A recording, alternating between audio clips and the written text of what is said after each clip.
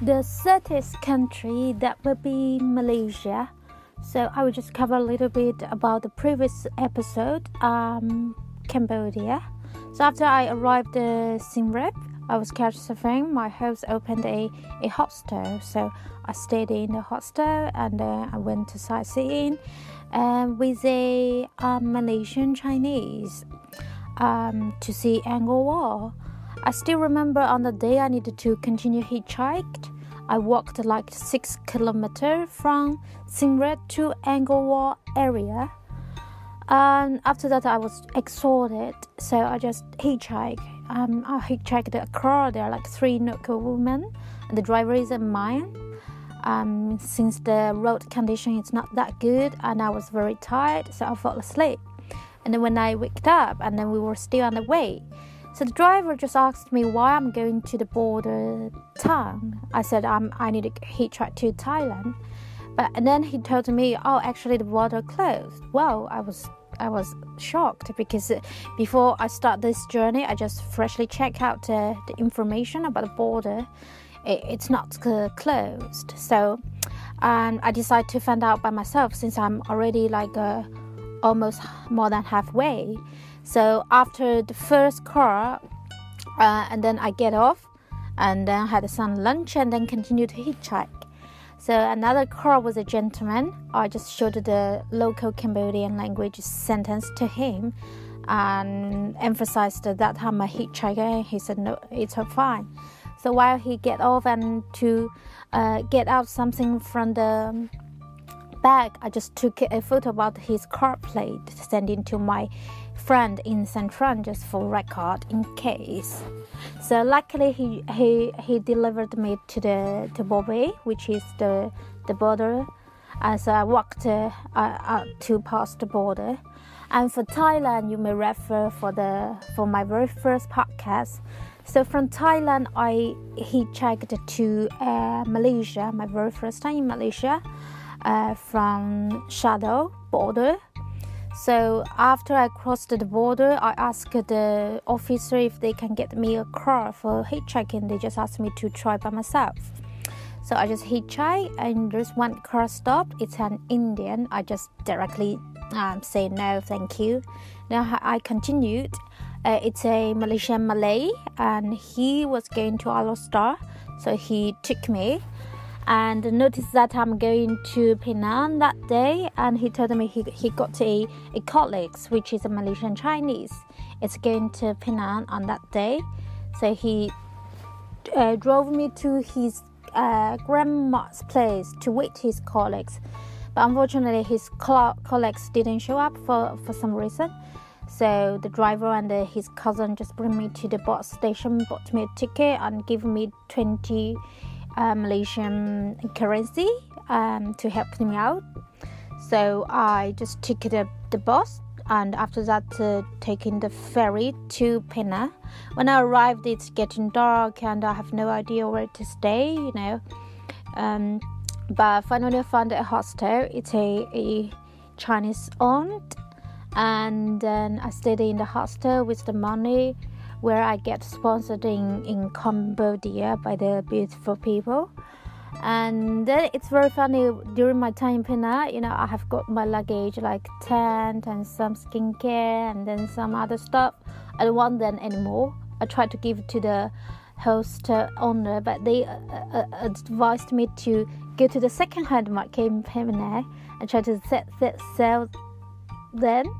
So I did. I went there. I took out my map. I placed all the stuff I don't want anymore on there. And then I wrote down a piece of paper that says, pay as you like. And then people were so curious about me. Sometimes people took me photo, and sometimes the other salesperson in the second-hand market came to me, purchase something, and give me chocolate and so on. So I sold my tent for like 10 local money, sometimes like some skincare for 2. And I still got some skincare left, so I went to the convenience store. I gave to the cashier. It's a Malaysian Indian, I think. And she was out of her expectation. She was so happy, really, for free. I said, yes, okay, just take it. And then, she was very happy. So after I stayed a few days in Penang, I needed to continue to hitchhike to Kuala Lumpur. So I took the ferry, and then I arrived in the main road. It's like the highway, the traffic, the trucks, the vehicle passed. I feel, scared sometimes when I was on the road, I mean, I was just there, and then the vehicle pass, come and go, and then it's quite scary sometimes when you hitchhike. So there's one taxi stopped in front after me, and I said, no, I don't need a taxi, no thank you. And the taxi driver insists, and I feel annoyed because I said, no, I don't need a taxi. And after that, he insists to ask me to get in. He said he just want to help me, He was there like waits with me for a while, and eventually I get in. And then he's a Malaysian Indian, and he said, because if I don't need help, I won't be standing in the highway. That's how he perceived. I said, okay, exactly. And then after notice that I'm hitchhiking around Southeast Asia, he was so shocked. And he told me his father lived in Penang. If I need any summer job, he can get me. I said, no, thank you. I just needed to hitchhike to Kuala Lumpur. And then he said, no, he will feel worried about me to hitchhike to Kuala Lumpur. So he decided to get me a bus ticket to send me to Kuala Lumpur. So, and then while waiting for my bus, we were sitting in a drink place, and then his friend came in, and then he introduced me to his friend. There are two Malaysian Indians sat in front of me and listening about my hitchhiking story. They were so shocked about my courage and so on. So that time I realized, no matter what ethnic you are, what the nationality you are, there's always count people, there's no limit for different nationality. And after I arrived in KL, because I don't know, while I was hitchhiking, I haven't sent out any couch surfing requests. The first night I stayed in a hostel near Chinatown. The second night I moved to my host. My host is an Indian who lived in Kuala Lumpur. But during my arrival day, he needed to go out for camping, so his flatmate just hosted me. And his flatmate is also very kind and an Indian, very respectful and very friendly, very kind.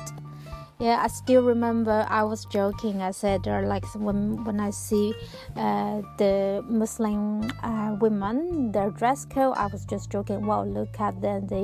Their head looks just like penguins. But it's just a joke.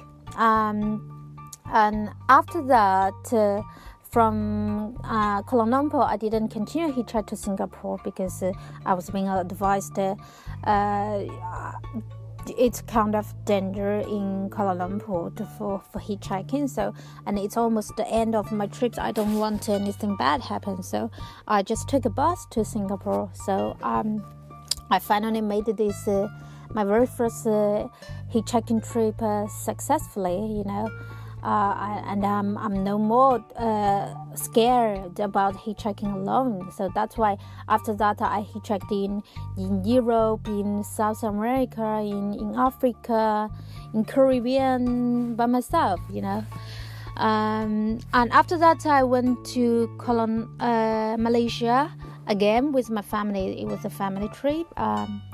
And then in 2019, I went to Malaysia again from Brunei. I took the ferry to another part of Malaysia. I was hosted by my host. He works in the hostel, so I met the hostel lady, and they allowed me to stay for free. So 3 times of visiting Malaysia, I was helped by Malaysian Chinese, Malaysian Indian, Malaysian Malay. So it's just I was so lucky to meet all the different backgrounds, people who lives in Malaysia to get me help. And But still, the next time I would like to visit some other part of Malaysia, because there's some